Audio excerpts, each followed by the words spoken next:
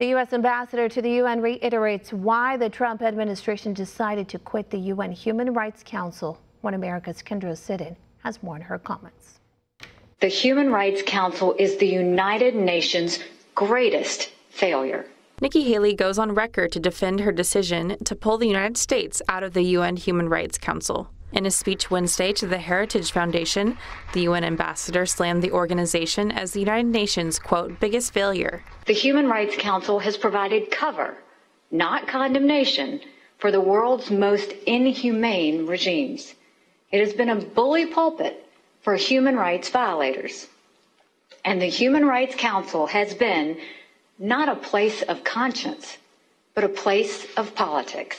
Alongside Secretary of State Mike Pompeo, Haley officially withdrew the U.S. from the council on June 19th. Haley says countries on the council actually detract from the mission, since rights abusers like Venezuela and Cuba are a part of it. Many seek membership to protect their own and their allies' human rights records from scrutiny.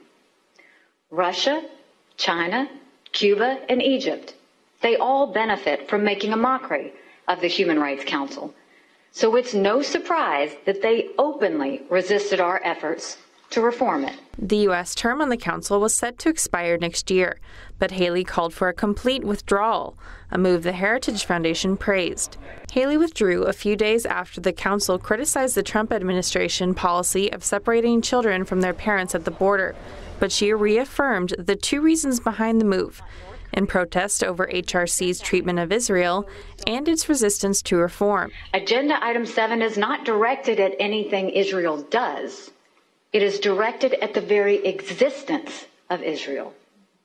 It is a blazing red siren signaling the Human Rights Council's political corruption and moral bankruptcy. Haley says the U.S. will not stop its push to reform the institution, just from the outside instead of the inside. And as I've said before, our withdrawal from the Human Rights Council does not mean that we give up our fight for reform.